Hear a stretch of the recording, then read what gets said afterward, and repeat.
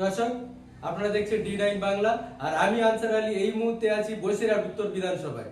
হ্যাঁ, বসিরহাট উত্তর বিধানসভায় বেকি বাজারে আইএসএফ এর কর্মকর্তা যারা আছেন বা আইএসএফ এর ফ্যান ফলোয়ার সমর্থক যারা আছেন, ইতিমধ্যে তারা দেওয়ালে চুন করার কাজ শুরু করে দিয়েছে।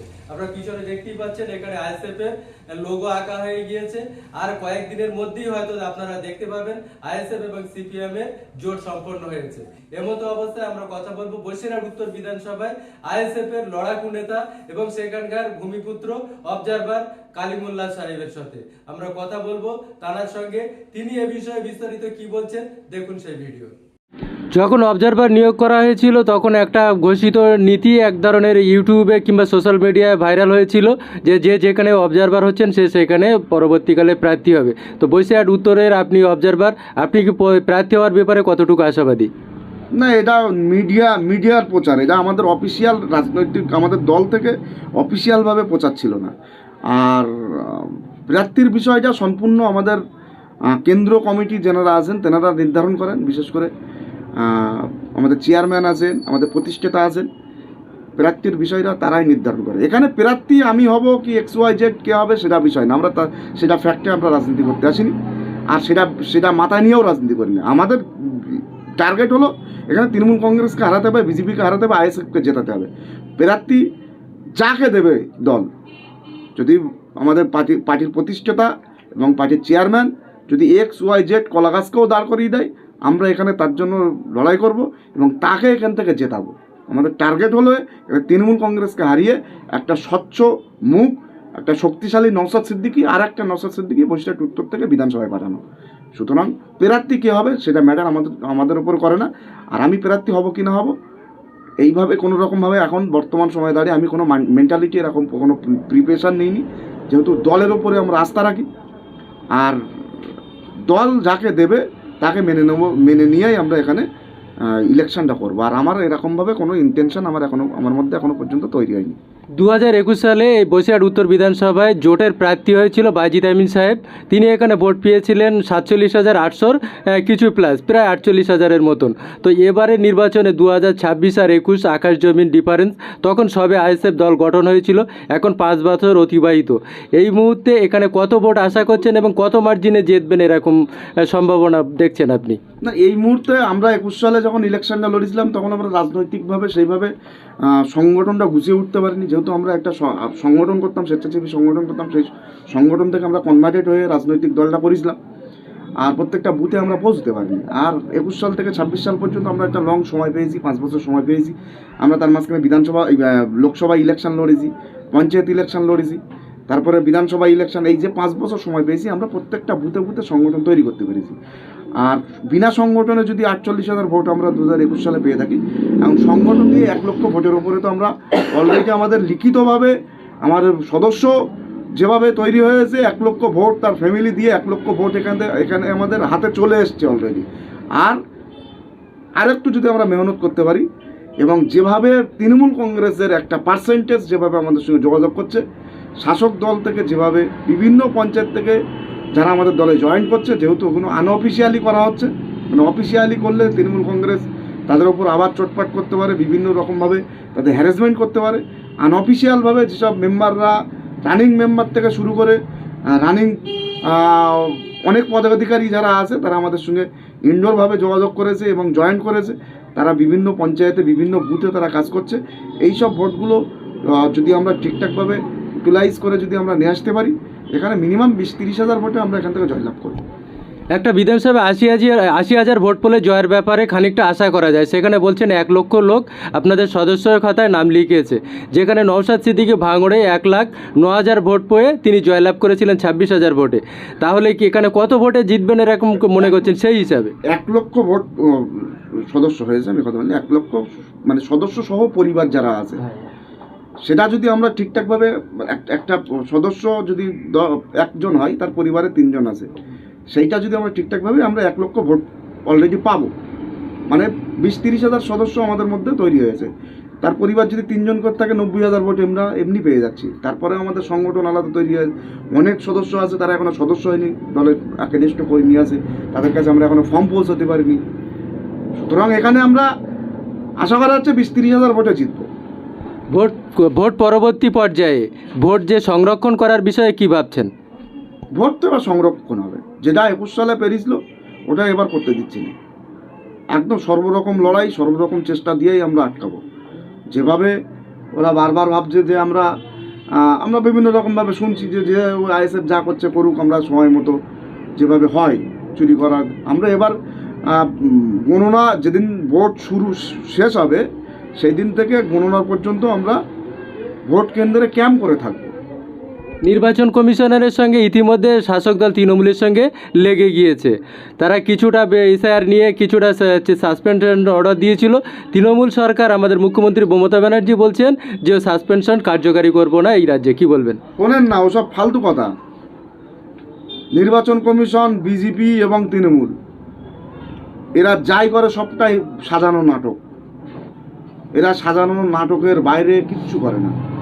পশ্চিমবাংলায় তৃণমূল কংগ্রেস থাকবে কি পশ্চিমবাংলায় বিজেপি ক্ষমতায় আসবে এটা ঠিক করে নাগপুর থেকে আরএসএসরা ঠিক করে।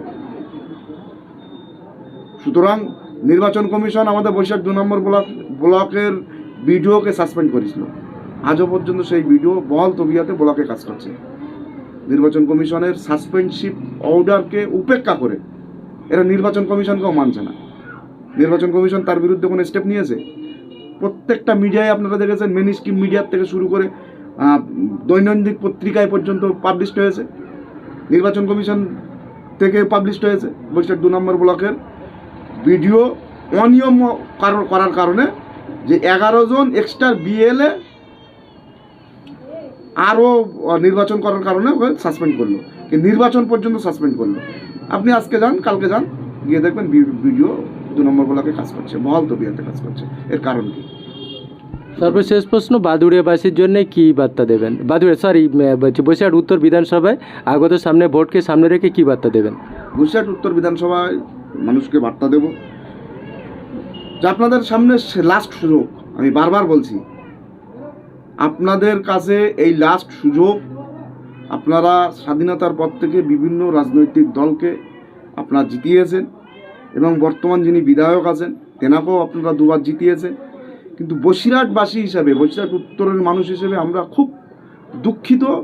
কারণ হলো এই 10 বছরের মধ্যে বুকে হাত দিয়ে কোনো সাধারণ নাগরিক বলতে পারবে না সেই বিধায়কটা সাধারণ মানুষের কাজে লেগেছে।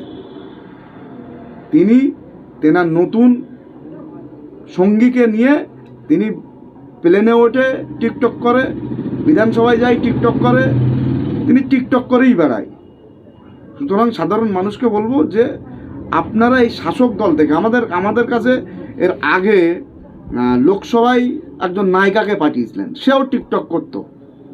সুতরাং এইভাবে মানুষের যে অধিকার, একটা বিধায়কের কতটা ক্ষমতা, সে সাধারণ মানুষের জন্য কতটা সাপোর্ট প্রয়োজন, এটা কিন্তু একদম 10 বছর ধরে বসিরহাট উত্তর বিধানসভার মানুষ বুঝতে পারেনি, পায়নি তাকে খুঁজে। এবার অনুরোধ করবো আপনাদের কাছে, একটাবার নওশাদ ভাইয়ের হাতকে শক্ত করুন। বসিরহাট উত্তর বিধানসভা থেকে সমস্ত বাধাকে অতিক্রম করে, সমস্ত বাধাকে ওভারকাম করে, আপনি কোন রাজনৈতিক দল করেন আপনার ব্যক্তিগত বিষয়, আমরা সে বিষয়ে যাব না। আপনি বিধানসভার পরে আপনি আপনার পুরনো রাজনৈতিক দলে ফিরে যাবেন। কিন্তু এবার আপনার কাছে অনুরোধ করব, এখান থেকে অন্তত একটা ব্যাপক মার্জিনে বসিরহাট উত্তর থেকে 50,000-এর উপরে একটা ভোটে জিতিয়ে এখান থেকে নওশাদ ভাইয়ের হাতকে শক্ত করুন। নতুন একটা নওশাদ সিদ্দিকী, নওশাদ সিদ্দিকী বিধানসভায় যেভাবে ওড়াচ্ছে, বিধানসভায় যেভাবে সাধারণ মানুষের কণ্ঠ হয়ে কথা বলছে, সাধারণ মানুষের জন্য লড়াই করছে, আর একজন নওশাদ সিদ্দিকী বসিরহাট উত্তর থেকে আপনাদের কাছে অনুরোধ করব যে নওশাদ ভাইয়ের সঙ্গে আর একজন নওশাদ সিদ্দিকী বসিরহাট উত্তর থেকে পাঠান।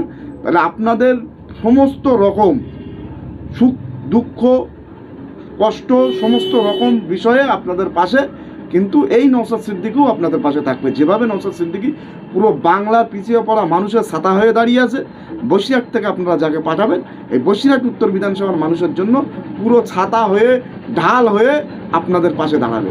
এই দায়িত্ব আমরা নিচ্ছি।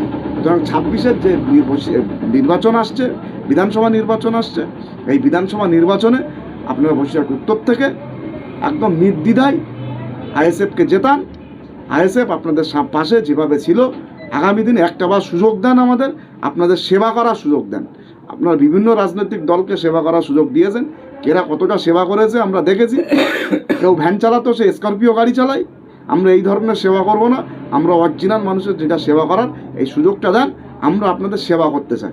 বাস্তব কথা বলছি, যুব সমাজ আপনি দেখতে পাবেন না 10% যুবক যারা তৃণমূল কংগ্রেস করে, শিক্ষিত যুবক আপনি দেখাতে পারবেন না 10% শিক্ষিত যুবক তৃণমূল কংগ্রেস করে, কিন্তু 10%-এর অধিক শিক্ষিত যুবক তারা আইএসএফ করে, আইএসএফের প্রতি ভরসা করে। নওশাদ সিদ্দিকী ভাইজানের যে লড়াই, শিক্ষার চেতনা, কর্মসংস্থার যে লড়াই, শিক্ষার চেতনা ফিরিয়ে আনার যে লড়াই, এই লড়াইয়ের উপর ভরসা করে কিন্তু যুব সমাজ একটা ব্যাপক পার্সেন্টেজ নওশাদ ভাইয়ের পাশে দাঁড়াচ্ছে। মমতা বন্দ্যোপাধ্যায় তখনই দেখলো যে আমার পাশে তো যুব সমাজ নেই, আর এই যুব সমাজ একমাত্র পারে পরিবর্তন করতে। কারণ ইতিহাস আমরা দেখেছি, প্রত্যেকটা পরিবর্তনশীল যেসব সমাজ এসছে যুব সমাজ দ্বারাই সেটা সম্ভব হয়েছে। আর এই যুব সমাজ আগামী 26-এ পরিবর্তন করবে, সেই যুব সমাজকে আটকানোর জন্য নতুন করে ভাতার পরিকল্পনা করলো। যেরকম যুব সমাজকে পথে আনার জন্য বা নিজের ভোট ব্যাংক হিসেবে ব্যবহার করার জন্যে ভাতা প্রকল্প চালু করেছে, তেমনটাই আরেকটা লক্ষণীয় বিষয়, নওশাদ সিদ্দিকী যত উন্নততর থেকে উন্নতি লাভ করছে, তত এই ইদানিং 26-এর ভোটের আগে নানা ছোট বড় দল ঘোষণা হচ্ছে। ইদানিং দুটি দল ঘোষণা হয়েছে। এটা কি শুধু মুসলমান ভাগকে ডিভাইডেড করে মেলা জায়গায় ছড়িয়ে দেওয়ার চেষ্টা, রাজনৈতিক কৌশল হিসেবে রাজনৈতিকবিদরা এমনটাই মনে করছেন? আপনি কি মনে করেন? দেখুন, এটা তো দিনের আলো মতো পরিষ্কার। 21 সালে যখন আইএসএফ প্রতিষ্ঠিত হয়েছিল, যেসব বক্তারা, যেসব লিডাররা বলেছিল যে আইএসএফ বিজেপি সুবিধা করতে দেওয়ার জন্য আইএসএফ গঠিত করেছে, আজকে দেখা যাচ্ছে তাদের মধ্যে অনেকেই তারা দল গঠন করেছে। তাহলে এর সমীক্ষায় তো ভালোভাবে, যদি আইএসএফ 21 সালে বিজেপি সুবিধা করতে যদি রাজনৈতিক দল গঠন করে, তাহলে আজকে 26 সালে এসে আপনি রাজনৈতিক দল গঠন করছেন, আপনি কার সুবিধার জন্য? তারপর কেরা কি রাজনৈতিক দল করবে তাদের ব্যক্তিগত বিষয়, আমাদেরকে তাদের বিরোধ নেই, কিন্তু একটা হিসাব হলো যে পশ্চিমবাংলায় একটা ব্যাপক হারে পার্সেন্টেজ মানুষ আইএসএফের ছায়াতলে এসছে। দুটো রাজনৈতিক দল, বিজেপি এবং তৃণমূল কংগ্রেস, এরা উপলব্ধি করেছে যে এই আইএসএফকে ভাঙতে হবে। না 26-এ যদি আইএসএফ বাইচান্স 20-30টা 40টা যদি সিট জিততে পারে, তাহলে আগামী 31-এর আগে বিজেপি এবং তৃণমূলের কোনো অস্তিত্ব পশ্চিমবাংলায় থাকবে না। সুতরাং ভাঙার জন্য বিজেপি এবং তৃণমূল যেসব রাজনৈতিক দল গঠন হচ্ছে, বেশি অর্ধেক ইন্ধন তাদের থাকতে পারে। কারণ হলো আগাম মন্তব্য না করাই ভালো। আমরা তাদের আগামী যে নির্বাচন হবে, নির্বাচনের প্রার্থীর উপরে নির্ভর করবে কোথায় কীভাবে কী লড়ছে, তখন আমরা বাকিটা বলবো। মানুষ এখন সজাগ, মানুষ সবাই বুদ্ধিমান, শিক্ষিত সমাজ, তারা উপলব্ধি করছে কেরা কিসের জন্য দল গঠন করেছে। কিন্তু এই যে বৃহৎ শক্তিকে ভাঙার জন্য যদি কোনো অপচেষ্টা করে, তার বিরুদ্ধে আমরাও প্রস্তুত আছি।